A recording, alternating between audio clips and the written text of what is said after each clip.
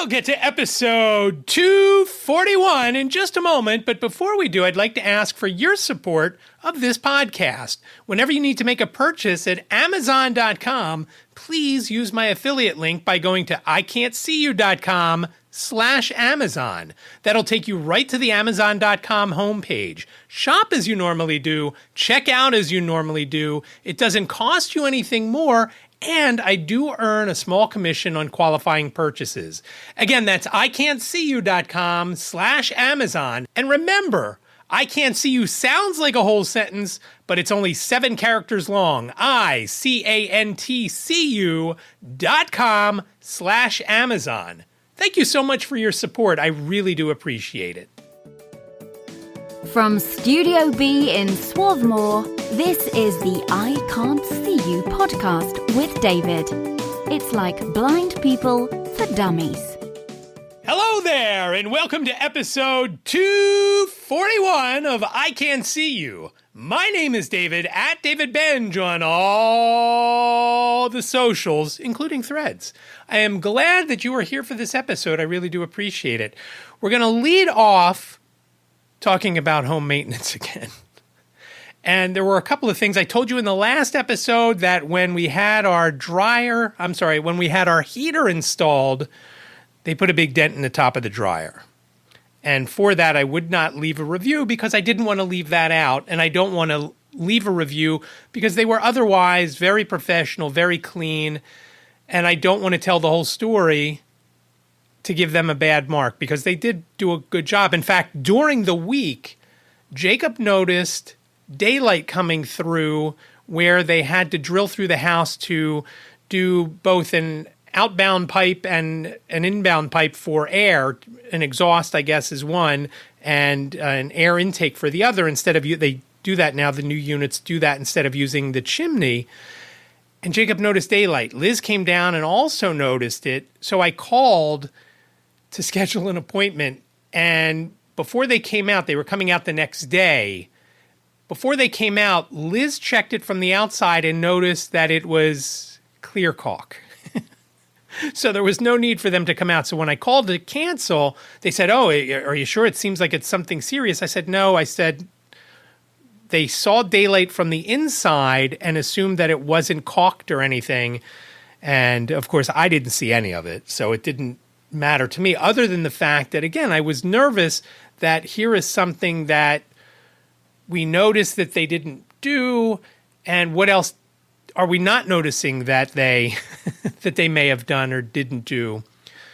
And I was happy that we missed that, and that was on us. And fortunately, we were happy with that. Staying in the home improvement products, I've probably talked about it. In fact, I think I did an episode called Bailing Out Studio B. We've had water come in since we moved in into our kitchen. Our kitchen is on the first floor. This house has two stories. The water is coming in above the windows on the second floor. It's not at the roof. It's not a roof issue. It seems to be a siding issue. And we've tried to caulk it. We've had somebody come over a couple of times, and it just hasn't held. The water continues to come in, and the problem is when we caulk one space, water always finds a way. Water will always find a way in. And when the water comes in, it then, if it's a lot, will drip down through the kitchen floor into Studio B, into the roof. Now, when I did the episode Bailing Out Studio B, that was another issue in tandem with the water coming through wherever there's a siding issue. So we got an estimate on siding, and I am just shocked at how expensive that is. And we also needed a new basement door. The basement door that we have is, we were told the other day, that it is just an actual inside door. It's not even a typical front door that you would see. It's not steel or fiberglass. It's wood, and it's rotted. And we knew that we had some rot on there because the weather stripping just fell off probably about 6 or 8 months ago. And we can't get anybody to come out. So this company that gave us the estimate on siding also gave us an estimate for a new door with a new door frame that's steel and will be cut down, and it won't void the warranty or anything. Now, it's not one of those doors that you would go over to Home Depot to get for $500 to $1,000. And again, it's not a garage door. Again, it's just a door. Not $500 to $1,000 like we saw at Home Depot. I was shocked.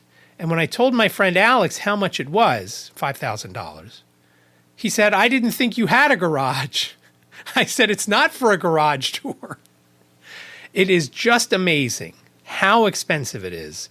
And again, you add that on with the siding, and you're pushing 30 grand. And the gentleman that came out, his name was David. He was very nice, and I guess he should be because he's selling something that's worth $30,000. And mind you, we only have about 800 square feet of siding.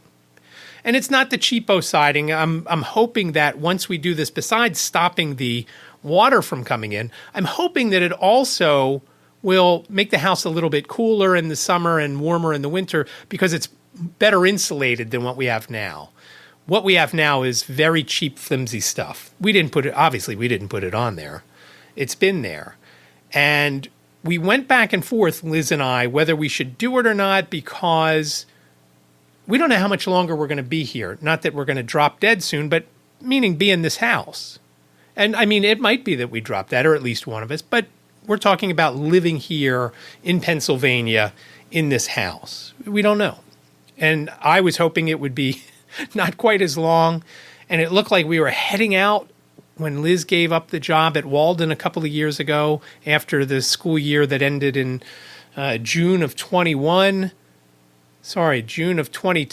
She was out for about 6 months into the next school year.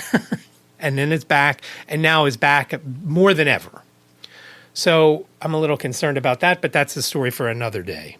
And I'm concerned about that because that means all week long during the day, it's me and you know who, the Golden Menace.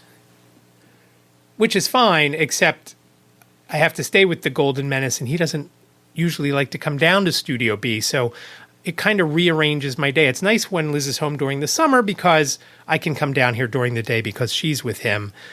He's just not ready to be on his own in the house. And somebody asked us, does he still sleep in a crate? And I said, yes, he sleeps. Who knows what he would get into and eat. And I was happy, and I'll talk about this more, not the result of this, but I'll talk about more of what we did after our Keystone Chapter meeting yesterday. I'm recording this on Monday morning at about 12:30 a.m. One of the Keystone members, her name is Becca, she has a guide dog who I know I've talked about before because I love this dog. And she takes him off the harness every so often just so I can pet it and, give her belly rubs or scratch her head or whatever. And everybody in the room, when she was off, everybody said, is she off harness? Can I pet her? And they all like to, it's just one of those things. When a guide dog is on the harness, don't touch the dog. Don't give the dog anything. Well, the other day when we were out and about, there was about 8 of us, Puff included, along with Becca, of course, because she was leading Becca. But Puff ate something where we were, and Becca didn't know what it was. And I have that same fear, and Liz has that same fear and tries to stop Ziggy when Liz and Ziggy are out for a walk, especially on trash day when stuff spills over. Who knows what he eats? She pries all sorts of things out of his mouth. But Becca noticed it too late to get that out of Puff's mouth. Sometimes Liz notices it too late, too. Again, I'm comparing Puff and Ziggy, and they are both good dogs. As I said to Puff the other day, you're no Golden Menace. Puff is very smart. Left, right, find the trash can, find the door. I don't even know my left and my right. But back to the siding story. So this guy is here, and he's talking about things, and he starts showing us samples of what inferior stuff is as far as siding goes and the stuff that we would be getting if we went with them, which we eventually did. The cool thing was he had samples. It wasn't just looking at pictures because I wasn't going to be able to tell what that was. But he had these little samples so I could feel, this is crappy, this is good, this is what we're going to get, this is probably what we have, or some equivalent of what we have. And again, I don't know how long the siding has been up. So we went through all that. We went through all the different, how they tuck in the windows and how they fold the aluminum around the windows and under the eaves and at the roof line and the gutters, and we could feel the different materials that the gutters are made out of and so forth and so on. And we're going through all of that. And it was very cool that we were able to do that he was able to hand us a piece. Oh, this is the steel gauge of the door. This is what a typical steel door has. And you could feel the difference. I don't remember what the numbers were, but it was substantially thicker with the door that we're getting. I don't know if it was worth $4,000 more than the Home Depot one. And the other issue has been they're going to come and install it. Even if we bought the door at Home Depot, who's to say we could even find someone to install it that would even know what they were doing? I feel pretty confident in this company, and we'll see how it works out. But it all came down to Liz is filling out the paperwork, which, by the way, when we had to agree to something, they sent an email, not accessible. Once you clicked on the link on the email, wasn't accessible. Liz had to pull it up on her, I don't remember if she used her phone or her iPad to go through and read what the thing was and then sign it. Couldn't do it on my phone. Story of every blind person's life, not accessible or not accessible enough to just be normal like everybody else and sign your life away and be on the hook for thousands of dollars. So as Liz and David are going through, and again, not me, David, the guy who was here from the contractor or from the whatever you want to call the company. It's a pretty big company, so I hesitate to call them a contractor. They're going through things, and out of David's mouth, again, not this David, the blind, bald David, out of the David that had more hair than me, he says, and you've probably already guessed it because it's the title of this episode, I'm a blind old man. Now, he was older than me by a year or two, but he was certainly not blinder than me. I would love to be blind like that guy. Because if I were blind like that guy, I could drive, I could see with some glasses, maybe some, what does Liz call them, cheaters or bifocals, whatever. It would be outstanding to be blind like that guy. I want to be blind like that guy. Maybe I should have titled the episode that. And he realized the minute that those words came out of his mouth that he shouldn't have said those words. I didn't care. And I know if I wasn't smiling when I heard those words, and I didn't think fast enough to say that I would love to be as blind as you, because that should have been my response. And that probably would have made him feel a little bit better. Or maybe it wouldn't have. I don't know. But he felt bad the minute he finished saying those words. And sometimes people say things. I have a terrible tendency when someone says deaf. I say, what? And I have learned to stop it when I am out in public. But there was an email today about the deaf-blind division. I don't remember if it was the Pennsylvania deaf-blind or National deaf-blind. I automatically said what? And maybe I didn't say it out loud because I was listening on my computer. I don't remember. But if I didn't say it, I thought it. And that's also bad.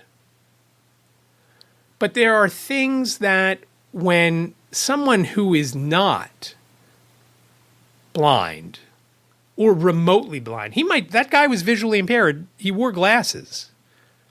But his glasses were not to the point where he couldn't drive at a certain time or he couldn't do other things. And I don't know if he played any kind of sports or did any of that. All stuff that I really can't do but would love to. Would I love to play pickleball? That looks like so much fun to me. I would love to play pickleball. It just looks like a lot of fun. A little court, smashing a ball all over the place. I do that in the living room with Ziggy. It's a tennis ball, though, and I usually don't hit it with my hand. I usually throw it against the wall and hope it doesn't hit me in the eye.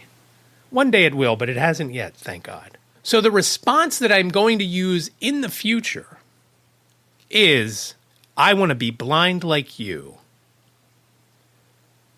because that kind of blindness I could live with no issues. And listen, I hear from folks within the blind community that say they wish they could see as well as me. And I don't know if it's the way that I wander around on my own and investigate things. I have a terrible time seeing. As you know, I have a whole podcast about it. But there's things that I do that I think make people who are blinder than me think that I have more vision than I have. I had one person ask me if I used VoiceOver on my phone. I couldn't use my phone without VoiceOver. I can't see anything on there. If there's a picture that I shut off VoiceOver and I pinch in and can zoom in, because it's a different way to zoom in when you got VoiceOver on. And let me tell you, it is not easy to use Zoom on your phone, on your iPhone, when you got VoiceOver on. You got to rotate the dial. And I know if you don't use VoiceOver, you have no idea what I'm talking about with the dial. It is a pain in the butt. But if I turn VoiceOver off and if I want to zoom in to see, let's say, what's on somebody's shirt, or try and see what a sign says. And again, the great thing now with the phone, when you have VoiceOver on, it will sometimes read signs and numbers, and I use it all the time. And I'll talk more about that in a couple of minutes with the phone. The phone is a great tool, but it's just everybody is different, and somebody might say, I'm a blind old man, woman, person, whatever, to somebody who's not me, and they may freak out. He apologized, and again, it was not a big deal to me. I just wish that I thought of the line, I wish I were as blind as you. Liz and I laughed about it after he left. We didn't bring it up again, but I just thought, I said to Liz after he left, I said, there's the episode title for my next podcast. I'm a blind old man, because I am fairly old. Again, I wasn't as old as that David, but I certainly was much more blind than that David, because I can't get in a car and drive. I don't know how far I could drive without hitting someone or something. He could. He was driving to his next appointment, and he drove here. So again, I ask, if you're shopping at Amazon.com, think of all those bills I have coming in for the heater and soon the siding, which won't be done until sometime in September. They haven't started. They'll start it a couple days, they said. And I know there's going to be, just like with the HVAC, I know there's going to be some more. It's going to be more than a couple days. A surprise nor'easter, hurricane, whatever. I know that's coming. So I'll let you know when the siding's coming. And if you're in the Philadelphia area, you'll know to batten down the hatches and be prepared for something crazy to happen. So because of all those bills, please, when you got to shop at Amazon, it doesn't cost anything more. iCantCU.com/Amazon. People have asked me, why don't you use Patreon or buy me a coffee? I don't want to just get money for nothing. If you go to Amazon and make a purchase through my link, it doesn't do anything. It doesn't hurt you at all. And it does, again, give me a couple of bucks here and there, depending on what you buy. Somebody bought an air conditioner. It was $300 or $400. I don't remember what the rate was, but it was a good chunk of change. $10, $12, whatever it is. So I thank you. If you bought that air conditioner a month or two ago, thank you. I appreciate that. And there's been a whole bunch of other sales. Most of them are small, but whatever it is great, and it's greatly appreciated. We once sold somebody went through one of my links a few years ago and bought all sorts of salon equipment, and I picked up well over $200 for what it was. And again, I'm not inventorying anything. It's not my equipment. I'm just sending the person from a website to the sale. And I don't know if they used iCantCU.com/Amazon or if they clicked on one of my links on all the different sites I have. I don't know. But it's amazing what can happen with that. And that's what I'm trying to build. And I've got some other sites that I've worked on and have links to different specific items. And I've thought about doing specific items where I talk about it and give it a review if it's something that we've bought. But again, because of all those bills, please, when you got to shop at Amazon, iCantCU.com/Amazon, I really would appreciate it. The main thing I wanted to talk about today is the Keystone Chapter meeting that we had over the weekend. The second Saturday of every month is our Keystone Chapter NFB of Pennsylvania meeting. And if you're not familiar, the NFB is made up of three components. There's the national level, the state level, and then the chapter level. And the Keystone Chapter is one of, around 8 or 9 chapters within the National Federation of the Blind of Pennsylvania. So the second Saturday of the month, the Keystone Chapter meets. Some other chapters meet other times of the month. Some also meet the second Saturday. I don't know the whole schedule, but if you really want to know, you can go to nfbofpa.org/calendar, and you can see our whole list. So there were 2 issues with our meeting on Saturday. First was the travel issue. Now, it wasn't really an issue to me. It was to Liz because she ended up taking me in. And she took me in because the Penn Medicine Station is closed because they're doing track work from right around Penn Medicine Station and further, I guess it's south towards Swarthmore.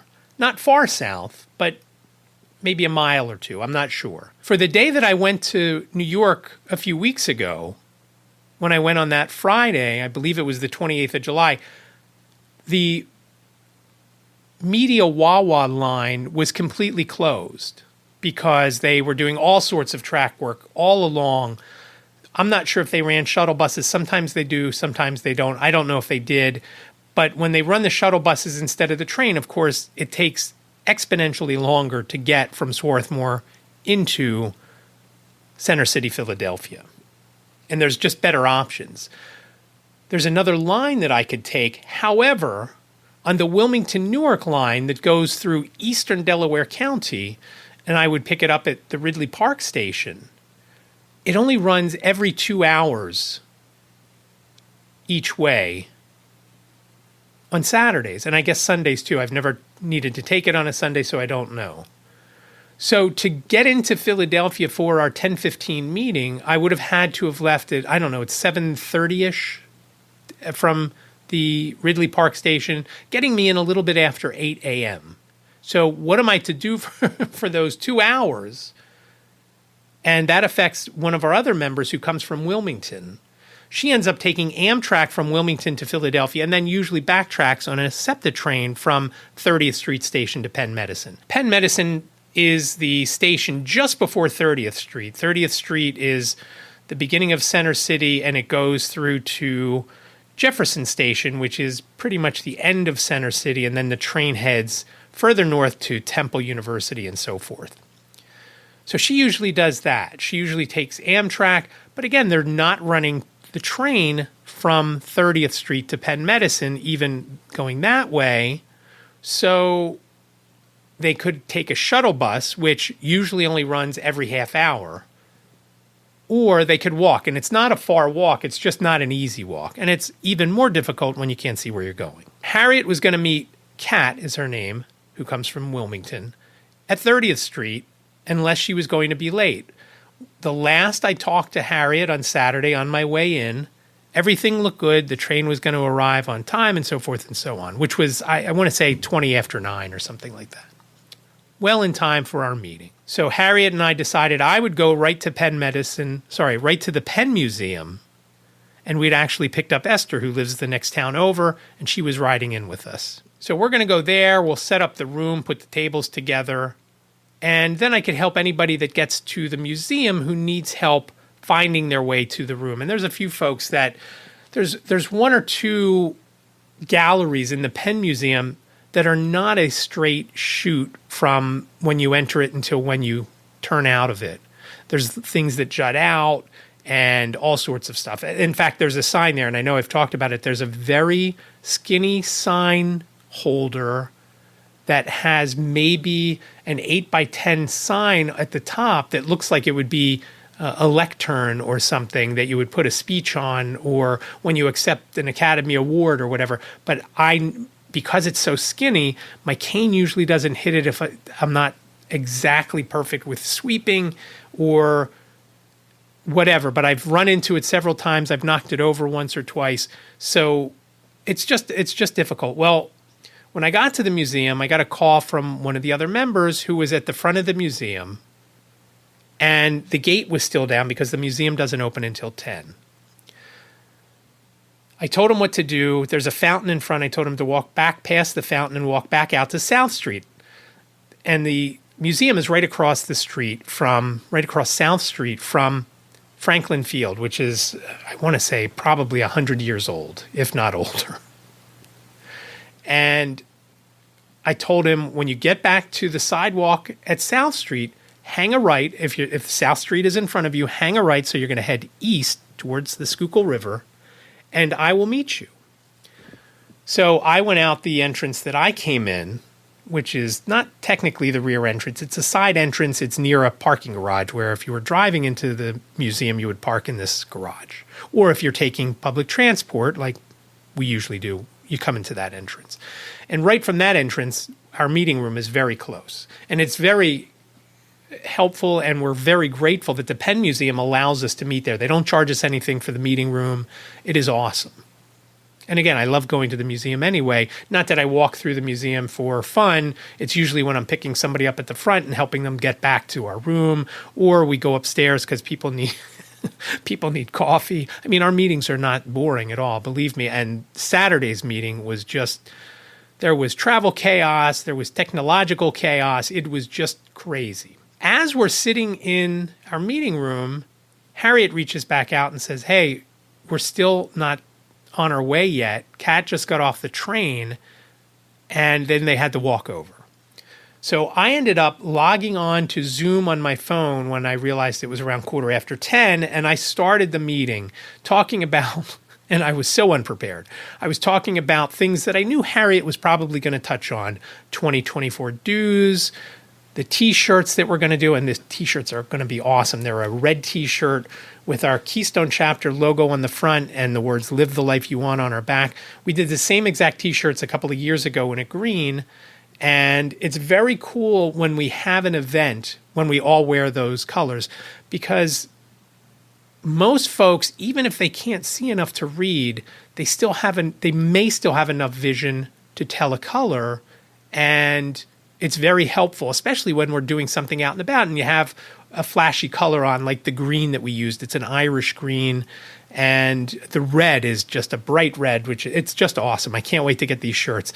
So we're doing the orders over the next month or two, and then we'll submit the order. We're using Mainline Sportswear again to get these shirts. We had wanted to use print on demand the last time. I learned my lesson when they didn't have certain sizes of things, and we just figured, let's just order a bunch instead of doing one at a time. And we were going to do that. So we have a month or so to get orders in for everybody that wants them. And this time, unlike last time, this time we're going to do $20 for small to extra large.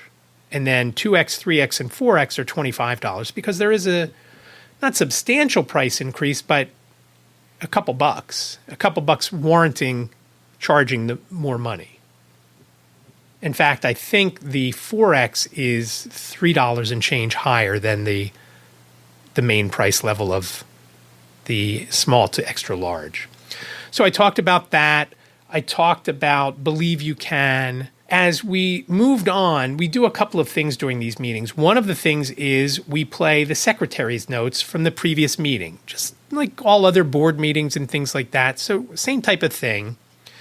Well, again, because we can't read easily and nobody brings their Braille display to read it out, the easiest thing to do is just have JAWS if you're using a Windows computer, or VoiceOver if you're using a Mac or your iPhone or iPad.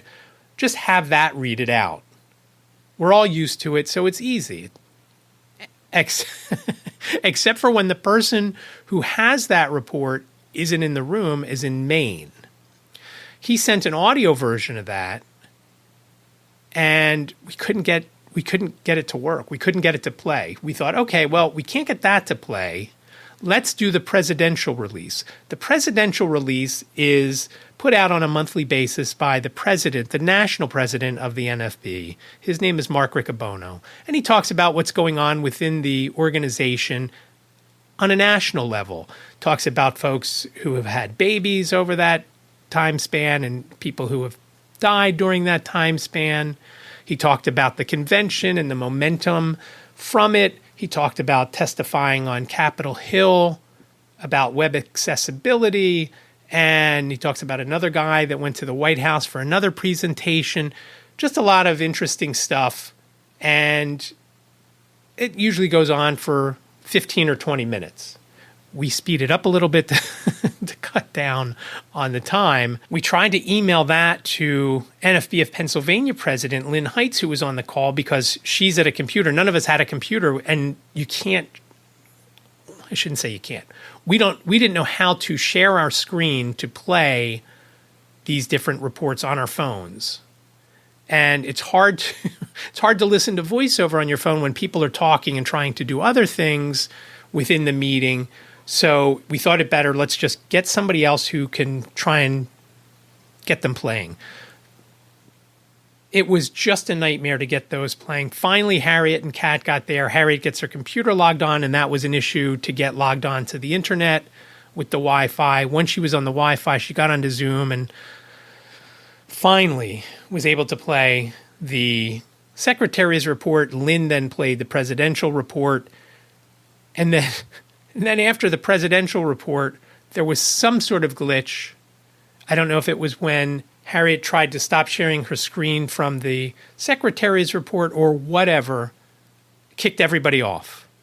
Everybody, and we didn't even know it. Harriet had gone on doing other parts of the meeting, and I'm starting to get texts from Lynn and from Denise Brown, who's the president of Greater Philly chapter. She's like, nobody's on Zoom now. Everybody got kicked off. So we had to go back and fix that and then kind of start over. At the height, we probably had around 20 to 25 people on Zoom, plus the 10 or 15 people who were in the room. When we came back on, I think there were 6 or 8. Because some people just didn't come back. It was just a comedy of technological errors that just kind of doomed the meeting. So we did that. Once we got logged back on and everything, I've talked about it, and I actually had done a little piece to try and sell some raffle tickets at the beginning of a few episodes during the month of July. Dinner for a week. We did this promotion. It was $275 worth of restaurant gift cards, and they were national change: Subway, Chipotle, Outback, a couple others. We had $25 gift cards. We had $75 from Red Robin and $75 from Chili's. So it was $275 total. And so we had to do the drawing. Everybody turned in their stubs. And then we thought, and it wasn't then that we thought it, but I may have mentioned this a few episodes ago. In Houston, they did a drawing for a free trip to next year's national convention in Orlando. The person that won is the spouse of an NFB national board member. And at the table I was at, one person yelled fraud or fixed. I thought it because, wow, that's convenient. Somebody from there. So I didn't want to draw it because I had sold some tickets. Not many, 7. I didn't buy any tickets because if I won, I would have felt guilted into having to give them away or put them into something else. I will never participate in something where something can be won because no one will ever think it's legitimate. And I talked to Harriet during the presidential release. I said, who should we have draw for the Dinner for a Week raffle? And we went back and forth, and I said, I don't think Becca sold any tickets, and I'm pretty sure she didn't buy any, but let me verify that. If she didn't sell or buy them, let's have her pick the winner. And again, we probably sold around 300 to 350 tickets. And the donations, it was awesome. We were just short of $1,000. Awesome. Again, I only sold 7. I was the weakest link there. That's not my thing, though. And Harriet knows it. I will do just about anything else, but I don't see a lot of people during the week, and I'm just not comfortable going door to door to do something like that. My time is better spent doing the things that I am good at and know. So we have Becca draw, and we mix it up, and we had one last minute sale from a couple of folks who were there. Put them in, mix it up, mix it up, mix it up. Becca reaches in and pulls out the winner, and it's Lynn Heights, the president of the NFB of Pennsylvania. Some people were mad that she won. And that is why I will never buy from either the chapter or the NFB of Pennsylvania. I will never participate in one of those because no one will believe it's true. It was legitimately picked by someone who had no skin in the game, and that was the answer. Some people were saying pick again. And I said, no, that was a fair drawing. We're not picking again. She's the winner. It angered me that people wanted to not have her win. It was just wrong. She won legitimately. I don't care who she is. She won fair and square. And it was just not right that people asked her to step aside. Not right. She has just as much right. I know that solidified my never wanting to participate in that again. And believe me, there are plenty of things that I give money to both the chapter and the NFB of Pennsylvania. Look, the website alone, if I were billing someone for that website, it would be $2,000. All of the other things that I do when we do mailings and whatnot, I never get reimbursed for that. We pay for that. Liz and I pay for that. Now, I will I will buy the raffle tickets for the Pennsylvania lottery drawing. The numbers, coincidentally, for the month of October, the nighttime 3-digit numbers, when they're drawn, if you have the ticket stub that has that same number, you win $50 unless it's during a Saturday, in which you win $100. They automatically send you the money. It's a good money maker for the affiliate, and it goes for, we do it twice a year. I love watching it. I love doing it. I love, I put a little spreadsheet and mark down if I ever won. And they do it in April and they do it in October. One is for scholarships for students. They do 2 scholarships, and those people come to the state convention, and they get their travel covered, as well as, I want to say it's a $1,500 scholarship for each of them. But it covers that stuff. And the other one is, I think, just for a general fund. But it's fun. A lot of people like it. Some people play it every time, and they have their own numbers, so they request certain numbers. I don't care what numbers I get. I usually buy 5 or 10 of them. They're $5 each. And Dan will remember, I think his number finally came out that he bought like 3 years ago. Finally came out. Of course, it didn't matter because it wasn't during the month back in 2021 or whatever that was. Number 410, I think his number was. And it just came out within the last few months. So it's a lot of fun. That I will participate in because there's only one ticket that has that number. So Dan had 410 back then. He was the only one with that number. So obviously you have 000s to 999s, and basically it's capped at 5 times, what is that, 1,000. So $5,000 is the total amount the NFB of Pennsylvania could make, and then they pay out, I forget how much they paid out last time, a couple $1,000 I want to say, or $1,500, whatever it was, I don't remember. They made it, overall they netted around $2,000 or $3,000. I don't remember exactly how much, but it's something. The only cost involved is printing up the tickets, and there's some minor mailing and things like that. So it's a good thing, and it's fun. And again, no one in the state, no one knows your number, so maybe that's why I will continue to do that. But I will not participate in a drawing like what we had at Keystone on Saturday, or if it's a drawing like that. Now, that being said, come November during the state convention, if there is a cool item up for bids, or Connie's Cookies, especially those ginger snap ones that she made. They were so good. That I will participate in because it's a free-for-all sometimes, and it's a lot of fun, and it is the highlight of the state convention. So it was just all sorts of chaos on Saturday. One of the things that we were going to do on Saturday after the meeting, every year during the summer usually, but during the good weather month, we try to do a get-together. Sometimes it's at one of the members' houses, and he was unavailable to host it this year. So we kicked around some other ideas. And I came up with the idea of going to a place called Cira Green, and I'll put a link in the show notes because I wanted to go there, and I may have mentioned this when I was working at the Blind Bodega. I wanted to go there and get there because I was getting into Philadelphia about a half an hour before I needed to start at the Blind Bodega. I wanted to walk over there. If I got there early enough, maybe as the sun was coming up over the city, because looking east, you look over the Schuylkill River and into the main part of Center City. And I don't know what you see because, again, I can't really see, but I would have thought I could have gotten some great images from there. But I didn't know where it was when I was working at the Blind Bodega, and I was at the Blind Bodega for only a couple of months, 3 months or whatever it was. So it just never happened. But now I know where it is.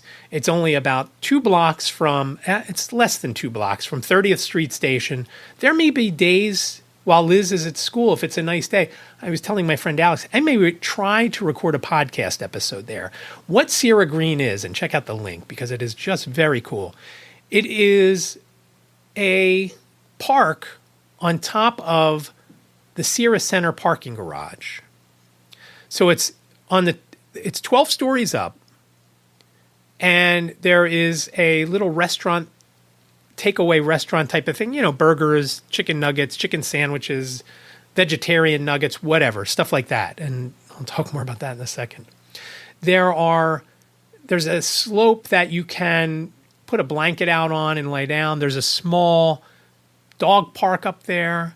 There is, I kind of think, and I didn't see them because I didn't wander off enough, because every time I wandered off, everybody said, "Should we follow you?" I'm like, "No, I'm just looking around." And it just made it, I was afraid we were going to end up losing someone if I wandered off too far. But when we were there, they had, some Saturdays they play movies. They had Space Jam playing when we were there, and they have it up on this, it must be like a scoreboard, because not that I could see what was going on, but I could see there was stuff on it. Space Jam was on, and then when the credits were rolling, I could especially see that, the white text on the black background. And the screen was around 20 feet up in the air. I don't know if it was on the building next door. I don't know exactly where it was, but it sounded great. I'm sure if you were there, you could see it real well if you had enough sight to see it. So it was very cool. And after that ran, then I think one of the Spider-Man movies then played. And it was just very cool. It was a little bit warm, and we had a couple of sprinkles when we were there, and we could hear thunder in the distance, but never real close. We got a little worried because, again, we're up there, and the difference in the wind velocity up there than down on the ground was incredible. It was just incredible. So this was a really cool place. Some people brought their own lawn chairs. You basically go into this parking garage, and you go to the 11th floor. You get to the 11th floor, that's where the elevator stops. You get off, you walk up a ramp, and it's like walking into this oasis. And it was just very cool. There is a part that is covered with a tent. I'm not sure if it was a hard structure or if it was a tent, but I can imagine that it was really anchored to the roof because, like I said, the winds were pretty strong up there. There's all sorts of plantings. Supposedly, there's some water features up there. I didn't come across those. They have some bathrooms up there. Just a great area to go. And I want to say it was 1.2 acres, I think I read, is the top of this building. It was just really cool. So we went up there. We had lunch. I'll tell a funny story. So it was $3 cheeseburger day. So I got a cheeseburger, but they also had these vegetarian nuggets. I don't know why they were vegetarian and not vegan. I'm guessing, as Jane said, maybe they had egg in the batter. But they were really good. But they gave me 2 sauces. They gave me a buffalo sauce. I guess it was just hot sauce. And they gave me barbecue sauce. Well, during one of the wind gusts, the barbecue lid blew away. And it blew to my left. Harriet was sitting to my left. And I said to her, Harriet, I'm sorry, my my lid for the barbecue sauce just blew away. I don't know if it stuck on you somewhere or if it blew past you. I don't know where it went, but it blew past me in between us. A couple of minutes later, I am feeling around on the bench that I'm sitting on. It was like a regular picnic table. Feeling around on the bench to see if I could find it. And Harriet moves her backpack slightly, and I feel the lid. You know how backpacks have those mesh side pockets? It was in the side pocket. How it blew in there, I have no idea. And I'm sure Harriet was pretty mad at me for it blowing in there because it had some sauce on there. So she had taken that into the bathroom to try and clean that up. But neither of us could explain how it got into this pocket because it blew very quickly away. Like it was a gust of wind, and I was able to catch the one that covered the buffalo sauce, not the barbecue sauce. And it just made a mess of Harriet's mesh pocket. And I don't know how it got in there. It is just crazy. But it was really neat being up there. And then we took I took some pictures. And then Lisa took a picture, which she ended up taking a video. And at first I thought it was a live image, but it wasn't live. It was an actual video, so I couldn't convert that. I sent it to Jane because I thought I was doing something wrong. And then she said, it's not a live image. It's an actual video, a half-a-second video. So she did a screen grab of that and then sent me the image. Both that and a blind selfie that I took. Actually, the picture that I'm going to put up on Instagram is of all the other people. I'm not going to put the one of me up in there because you'll see me in the blind selfie and you all know what I look like already. You don't need to see me. Probably don't want to see me. But over on Instagram, you'll see it. By the time this comes out, you'll be able to see that image. But that was really nice up there. I was really happy that we went there. And I can't wait to go there with the rest of the folks from the chapter who come over. And again, it's easy for... The biggest issue with blind folks, and visually impaired too, don't want to single anybody out. Blind folks and visually impaired folks need public transport to get places. And some of the places that we were considering didn't have great access to public transportation. This is, like I said, a block and change from 30th Street Station. 30th Street Station not only has SEPTA trains and Amtrak trains, it also has the Market Frankford line, which is a combination of subway and elevated, which is kind of weird. And I guess at some points maybe it just runs along the level of the ground. I don't know. It's either elevated or underground. I'm guessing some places it's also a regular train. That runs through from 69th Street in Upper Darby through Center City, Philadelphia, and then bends north and goes up to, I guess it's Frankfurt Terminal. I don't know what it's called, but that's the Frankfurt part of the line. And there's other trolleys that come into 30th Street Station. And again, the SEPTA portion of 30th Street Station, the regional rails are in the main Amtrak building. All the other stuff, the Market Frankford line and the trolleys and everything, are in a different building across the street, across 30th Street. But it's right next to one another. And again, right down the street from Cira Green. So it's very cool, not a far walk. And I can't wait till we have an outing there because it was just very cool. And you can bring food if you want. Some people had picnic lunches with them when we were there. Or you could buy the food like we did. I think for my $3 cheeseburger and my vegetarian nuggets and a bottle of water, it was $15. Could it have been cheaper? Probably not because the cheeseburger was on deal, but still didn't seem terrible to me from from some of the other things that I've bought and eaten lately. From restaurants. So $15, I thought it was worth it. I was happy with it. I'm just looking forward. So I can't wait till we go back there with the Keystone Chapter. Two more things to talk about before we finish up. One is episode 80. That's episode 080 of White Canes Connect is now available. Lisa and I speak to Sue Brazel, who is the blind angel gardener, and this was an awesome episode. Sue's sound is great. She had a lot of great tips for how to be a blind gardener, basically. How you can help figure out what weed is a weed and what plant is not a weed so you don't pull it. And she talked about some things like that. She talked about how to start plants on the inside and take them outside, even some plants that maybe don't always grow in this area that you can start inside, take outside during the summer, then bring it back in during the colder months. She suggested I could do that with a lemon tree.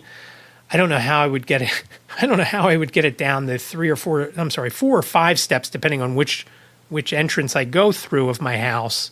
But there's no easy way to get a tree from inside to outside in my house. So I may try something like that. I don't know, but she just gave a lot of great ideas. Lisa has a bonsai plant that's doing terribly, and she's got some suggestions there. So again, that's episode 080 of White Canes Connect with the blind angel gardener. And I don't know why she calls herself the blind angel gardener. Maybe because she's like an angel to help blind folks garden and grow their own food and grow pretty plants and whatnot. But it was a great episode. So check that out. You can check it out. The links are in the show notes for the various places you can pick up White Canes Connect, Apple Podcasts, Spotify. You can listen to it. Technically, I guess you could watch it on YouTube, but it's just a static image. So you can listen to it on YouTube, youtube.com/@PABlindPodcast. And all the episodes are there from episode, 46 or 47. So again, that's episode 080. Finally, before we go, I have some really cool audio for Just Listen. When I was up in New York a couple of weeks ago, I had asked Jasmine, who is a PhD candidate at Cornell, if I could get some audio from our session from the study that I did on the VR glasses. And last week, at the end of last week, she sent me some audio clips and a video clip. I'm going to play the video clip here, which is from my headset, so you can hear everybody great. You can also hear the very cool thing, and why I like this one most of all. You can hear the different sounds that I was hearing to tell me who was with me and who was against me.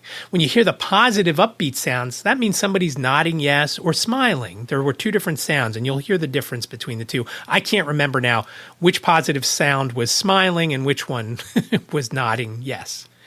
And then you'll hear 2 negative sounds. One is for shaking your head no, and one is frowning. What you don't hear was a haptic response was an eye gaze, which I only felt in the controllers. You couldn't hear it. So it's very cool. It's a silly topic, and maybe you can chime in. Maybe you're thinking, I wonder what this topic is going to be. It's a barn burner, soup or salad when you go to a restaurant. I am, as you'll hear in the video, I am firmly in the salad camp. I would love to love soup, but I just don't. Jane has tried to convince me, as I said in that one episode, that it is, hey, Dad, it's just savory tea. Not buying it. I don't like it. And I would love to, especially when I don't feel well. I would love to be able to eat that. I think the last time I had soup, I was in Italy, and it was probably 1986. And the only thing I did was eat the tortellini that were in the soup. And that was it. So here it is, sound from the Cornell Tech VR headset study on Just Listen. Okay, so I think since we're all in here, we can get started.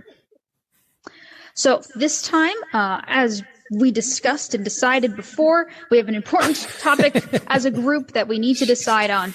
Soup or salad in a restaurant. We're all going out to a restaurant later today for a club activity, and we need to figure this out now before it becomes a problem. So, let's start with David. David, what are your thoughts? Soup or salad? Salad all the way. All the way. All the way. Oh my. Okay. Hard stance to take, I guess. David is coming out swinging. Everybody's going with soup. I mean, I gotta say, I'm a soup fan. I've grown up on soup since I was little. My mom made soups all the time when I was sick and also for fun. Like, my favorite soup is like the creamy stuff, but I can also do the brothy ones. Like, soup is great. It has a lot of variety. Salad is just leaves. It's not, it doesn't have a lot of variety. But what do you guys think? What are your thoughts? I fully agree. I believe soup is better as a starter. I feel like it has a lot more variety than salad, as you mentioned earlier. I also think salad is just a bunch of leaves. It seems like rabbit food to me. I'm not a fan. I'm not a fan. Rabbit food. but it is. Soup has so much variety. Like, you can make it creamy. You can make like a tomato soup that's creamy, and mushroom soup. And it can also be like broth-like if you want like leaner soup. So it can be healthy.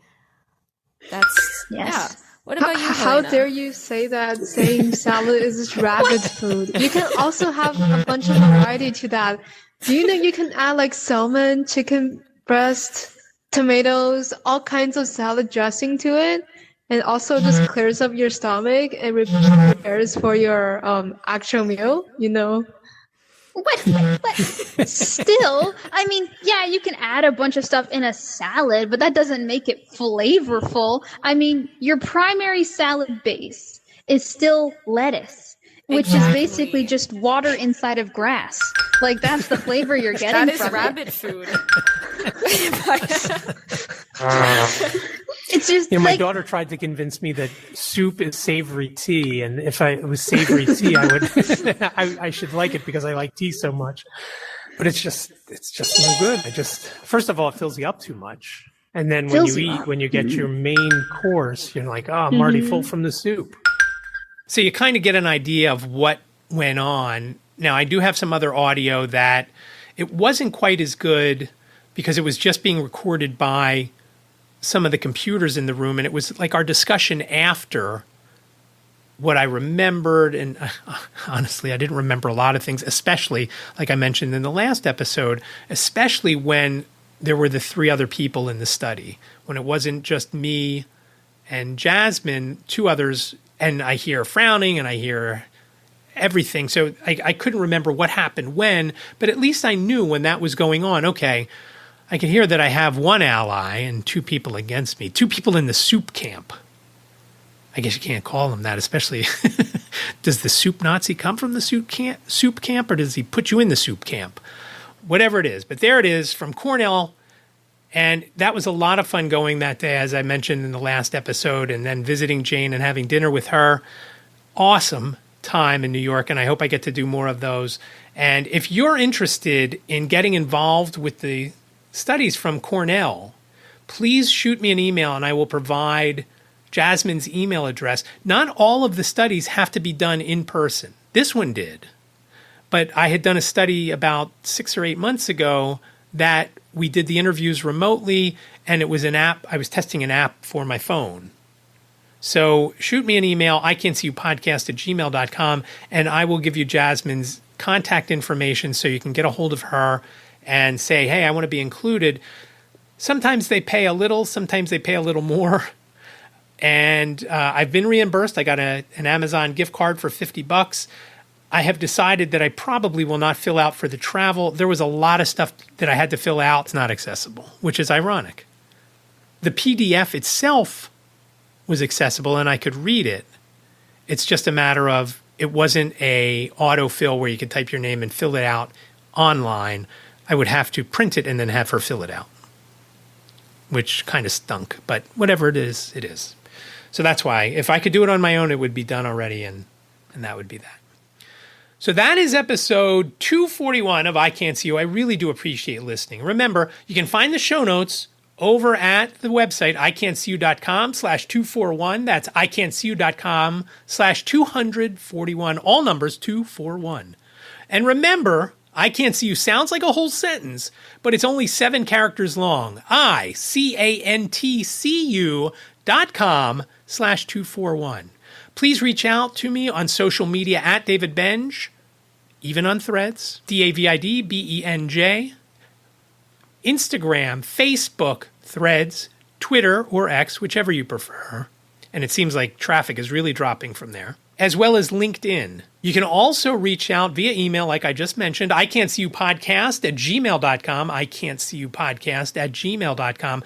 Also, you can give a call and leave a voicemail. Let me know what you think. If you've got a comment about a specific show, if you've got an idea for a show, I'd love to hear from you. 646-926-6350. You've got up to 3 minutes. Please leave your name and town if you do leave a voicemail so I know how to address you and where you are from. I would love to hear from you. Whatever you've got, gripes, hates, loves, whatever, about the show, not in your own life. Something having to do with blindness or a show idea or something that went on during a show. Again, 646-926-6350. I would love to hear from you. Please give a buzz. Again, thank you so much for listening. Be well, stay safe, and I will talk to you next week. Thank you for listening to the I Can't See You podcast with David. Please rate, review, and subscribe to the podcast wherever you listen. And don't forget to share the podcast with your friends.